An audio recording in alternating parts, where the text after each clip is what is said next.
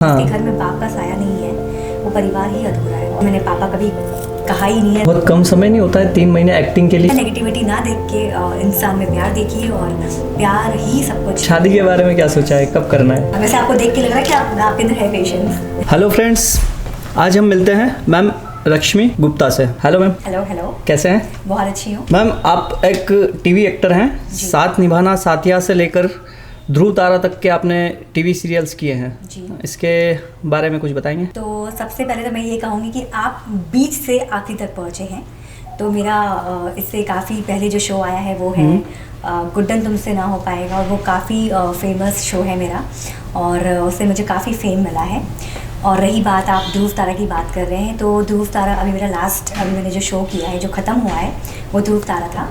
इसके अलावा मैं अपने शो के बारे में बताऊंगी तो वो ये है सरप्राइज़ आप सबके लिए कि जैसा कि हर घर में एक नया चैनल शुरू हुआ है, सन टीवी के नाम से जाना जा रहा है, राइट? तो 10 मार्च को कुछ नया आने वाला है। डेट बता दिया है, मुझे मना किया गया है कि बताना नहीं है, लेकिन फिर भी मैं अपने जनता से, अपने व्यूअर्स से इतना प्यार करती हूँ कि मैंने बिना पूछे वहाँ से परमिशन ली आप लोग को बता दिया है। 10 मार्च मेरा नया शो आ रहा है सन टीवी पे।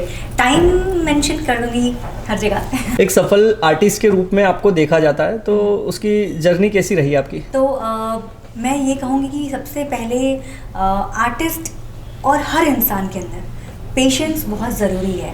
मुझे लगता है किसी भी काम को करने के लिए, करियर में ठहराव के लिए पेशेंस बहुत ज़रूरी है। और पेशेंस की वजह से ही आप एक सक्सेसफुल पर्सन बनते हो, बिकॉज अगर पेशेंस नहीं रहे हो तो आप कुछ भी कर लोगे, राइट? तो मैंने अपने अंदर वो पेशेंस रखा कि मैं अगर कुछ करूँगी तो बहुत अच्छा काम करूँगी, या फिर मैं थोड़ा इंतज़ार करूँगी, बट ऐसे ही कोई कैरेक्टर चूज़ नहीं करूँगी। तो मुझे लगता है कि मैंने इंतज़ार किया, पेशेंस रखा, तो मुझे अच्छे रोल्स ऑफर हुए और मैंने अच्छा काम किया है। और एक नाम ज़्यादा बड़ा तो नहीं, बट हाँ छोटा मोटा जो भी आप कह सकते हैं नहीं, के रूप में आप देखा जाए तो काफ़ी लोगों के ये सपने होते हैं। जी। जो आपका कैरेक्टर है, जो आपके रोल्स हैं। जी, ये तो मैं कहूँगी कि बहुत मुश्किल से वो इंसान वहाँ तक पहुँच पाता है बिना किसी सपोर्ट के, और मैं वहाँ तक पहुँची हूँ। सबका आशीर्वाद है और भगवान ने हमेशा मेरा साथ दिया है, मेरे घर वालों ने मेरा साथ दिया है, तो आज मैं उस पोजीशन पे हूँ और आगे भी। हाँ, और जहाँ तक मुझे पता है कि सपोर्ट को लेकर आपके पिताजी का पे सपोर्ट नहीं रहा, कम रहा। जो यहाँ से आपकी जो शुरुआत हुई है, पिता के जाने के बाद आप पे जिम्मेदारियाँ भी बढ़ी। तो सच कहूँ तो पापा कहने के लिए तरस गई हूँ। कभी पापा कहा ही नहीं है। 4 या 5 साल की थी तभी शायद वो तभी से चले लास्ट टाइम डैड या पापा मुझे बोलते डैड बोलो, तो मैं डैड बोलती थी। और बहुत बाद से मैंने पापा कभी कहा ही नहीं है। सिर्फ सीरियल में, मूवीज़ में, सीरीज़ में पापा बोला है। और कभी कभी ऐसा मंजर आता था कि शो करते वक्त जो डैड बनते थे, पापा बनते थे, उनसे एक अलग सा कनेक्शन रहता था।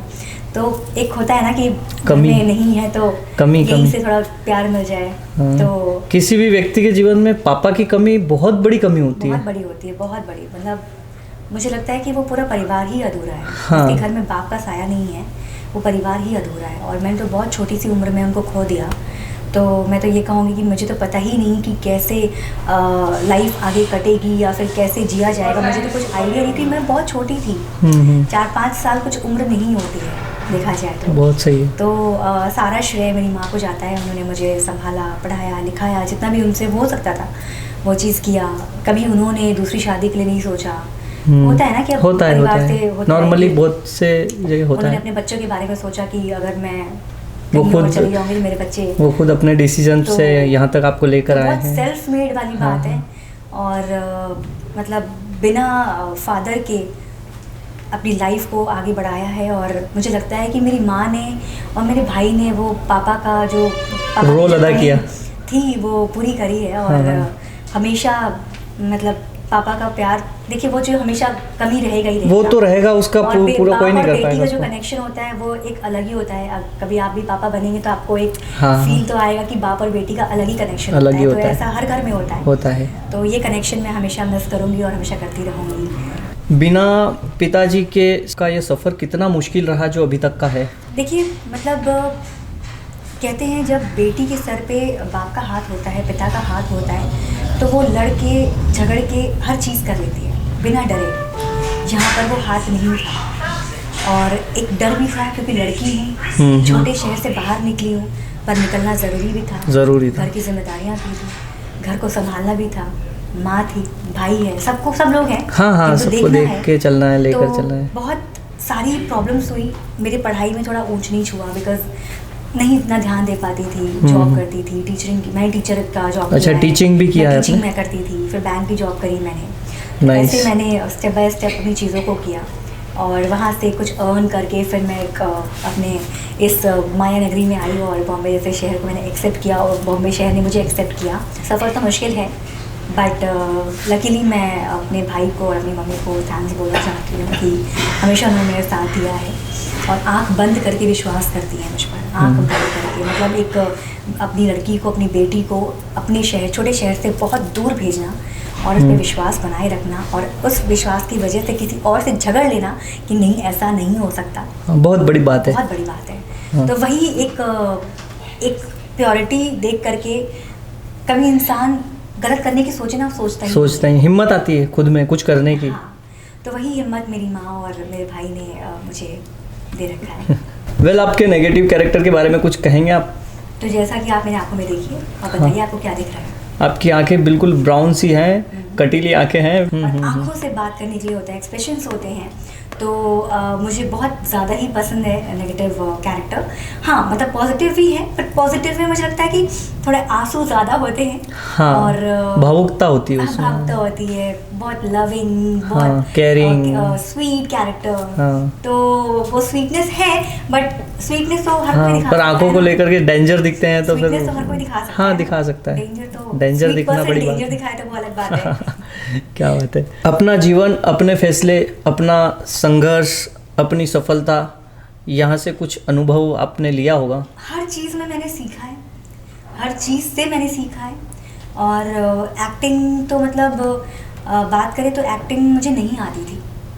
नॉर्मल स्कूल में प्लेज वेज हर बच्चा करता है, वो तो डांस तो हर बच्चा करता है। हाँ, ये नॉर्मल कर लेते हैं तो सब। हाँ, तो टीचिंग में पढ़ाती थी छोटे बच्चों को और फिर बैंक में जॉब किया, क्लर्क की मैंने जॉब करी। एंड देन सडनली मुझे लगा कि यार ये सब मेरे टाइप का नहीं है, कुछ और मुझे करना चाहिए, शायद मैं अपने टैलेंट को नहीं पहचान पा रही हूँ। और उसके बाद फिर मैंने जर्नी तय करी मुंबई की, और जब मैं मुंबई पहुंची तो मुझे लगा कि ऑडिशंस के लिए जाना चाहिए। तो मैंने ऑडिशन के लिए पूछा, लोगों से बात करी, कोई लिंक्स थे नहीं, कनेक्शन था नहीं, और मुझे तो ये भी नहीं पता था कि व्हाट्सएप क्या होता है। तो वहाँ पे जब एक प्रोडक्शन हाउस में गई तो वहाँ पे बहुत सारे लड़कियाँ थी, उन्होंने कहा कि आप व्हाट्सएप में ग्रुप ज्वाइन कर लो। तो मेरे को बड़ी शर्मिंदगी हुई, व्हाट्सएप क्या है? तो मैंने कहा यार ये सब क्या है? फिर मैंने किसी से पूछा कि व्हाट्सएप क्या है? कहते एक मैसेंजर है जहाँ पे ग्रुप होता है, आपको सारे ऑडिशन में मैसेज बनेंगे। मैंने कहा ओ तेरी, ये भी होता है। मैंने फटाफट फिर अपने प्ले स्टोर से मैंने व्हाट्सएप डाउनलोड किया एंड देन मैंने उनका नंबर दिया और उन्होंने मुझे ग्रुप में ज्वाइन कर दिया। उसके बाद जो भी ऑडिशंस आते रहे, मैं गई ऑडिशन देने, मैं लोगों को देखती थी वो कैसे कर रहे हैं, क्या कर रहे हैं। तो वैसे ही जब स्क्रिप्ट मेरे पास आती थी तो मुझे लगता था कि उधर ठीक है, ओके, पर मैं इसको अपने तरीके से करती हूँ। तो मुझे लगता है कि एक्टिंग कोई सिखाएगा तो आप नहीं सीख सकते, खुद में होना चाहिए, वो बाय बर्थ एक्टर अंदर होना चाहिए। हाँ, और कोई भी किरदार आप करते हैं तो वो फीलिंग है, फीलिंग्स की तरह आप उसको एक्सेप्ट करिए उस कैरेक्टर को और फिर उसको बयां कीजिए। हाँ, फील करना खुद को पहले, हाँ, फिर उसको बाहर। तो फिर मुझे लगा कि शायद मेरा जो सब कुछ है, सब कुछ वो एक्टिंग फील्ड है। और फिर मैंने तय कर लिया कि मैं 3 महीने अपने आप को दूंगी और एक्टिंग फील्ड में। बहुत कम समय नहीं होता है 3 महीने एक्टिंग के लिए? बहुत कम होता है, बहुत कम। लेकिन जिस समय मैं मुंबई में आई थी तब कॉम्पिटिटर्स बहुत कम थे। मतलब ये जो आज तो इंस्टाग्राम पे रील और पता नहीं क्या क्या बना के लोग अपने आप को एक्टर बोल रहे हैं, सारी चीज़ें बोल रहे हैं। हाँ, बहुत। तो आज कॉम्पिटिटर्स बहुत ज़्यादा है। मैं किसी को ऑफर नहीं कर रही हूँ, बट आप देखिए ना, हर घर में बोल रहे हैं कि मैं एक्टर हूँ। परिवर्तन हुआ है तो बहुत ज़्यादा उस समय में। अभी में इसके लिए मैं पहले इतना कॉम्पिटिटर नहीं थे, तो इसके लिए 3 महीना दिया था कि मेरे पास जिम्मेदारियाँ बहुत थी। अगर मैं 3 महीने से ऊपर लगाया तो मेरी माँ को, मेरे भाई को जवाब देना है, सवाल है। तो मैंने खुद टारगेट लेकर आई और वो टारगेट मुझे लगता है कि भगवान ने साथ दिया मुझे। हो गया वो टास्क कंप्लीट? यस, वो मेरा पहला जो ब्रेक मेरा शो था वो था CID। मुझे CID में ब्रेक मिला था और मैंने CID में काम किया। फिर वहाँ से मेरी जर्नी शुरू, कंटिन्यू चलता गया। फिर उसके बाद मुझे शोज मिलते रहे और अप एंड डाउन तो होते हैं। हाँ, होता है, अच्छा बुरा समय भी होता है। तो आपको बहुत सोच समझ के फैसले लेने होते हैं, तो मैंने भी बहुत सोच समझ के फैसले लिए हैं अबाउट माई कैरेक्टर। तो इसीलिए आज मैं आप लोगों के सामने हूँ और इंटरव्यू भी कर रही हूँ। बहुत अच्छी बात है, और आगे के लिए भी आपको शुभकामनाएं हमारी तरफ से। बिल्कुल, थैंक यू सो मच। अच्छा बताइए, मुश्किल समय में आपके क्या थॉट्स होते थे? तो कभी कभी डर भी जाती हूँ, और डर जाती थी जब काम नहीं होता था, तो लगता था कि यार कैसे सर्वाइव करूँगी मुंबई जैसे शहर में। इट्स वेरी डिफिकल्ट, क्योंकि वहाँ पर बहुत तो मुश्किल है, रहना ही मुश्किल है, बहुत मुश्किल है। आप खा पी के तो रह लोगे, रहना मुश्किल है, घर में रहना बहुत मुश्किल है। तो बहुत एक्सपेंसिव सिटी है, तो ये भी बहुत डर था, बहुत टेंशन था। बट पता नहीं क्यों कहीं से एक ताकत आती थी, पता नहीं क्यों मुझे, शायद मेरी मम्मी या भैया हमेशा मुझे सपोर्ट करते थे कि नहीं मतलब तुम कर लोगी, वेट कर लो। तो वही मेरा पेशेंस, मेरा वेट करना ही मुझे लगता है कि मेरे मुश्किल समय पर मुझे संभाला। और इसीलिए कि देखिए, मैं अगर कुछ भी कैरेक्टर कर लेती तो आज मैं यहाँ नहीं होती, और उसी पेशेंस ने, उसी मुझे रुकावट ने मुझे आज यहाँ तक मुझे बनाया है। और यही मैं सबको बोलना चाहूँगी, आपको भी बोलूँगी कि पेशेंस बहुत ज़रूरी है। वैसे आपको देख के लग रहा है कि आपके अंदर है पेशेंस, रखना पड़ता है। मुझे भी लगता है कि कहीं पहुँचने के लिए जी कंटिन्यूटी और जो चीज़ें, पेशेंस सारी चीज़ें होनी चाहिए अपने को। करेक्ट। मुश्किल समय के बाद अच्छा समय भी आया होगा, तो अच्छे समय में आप क्या सोचती हैं?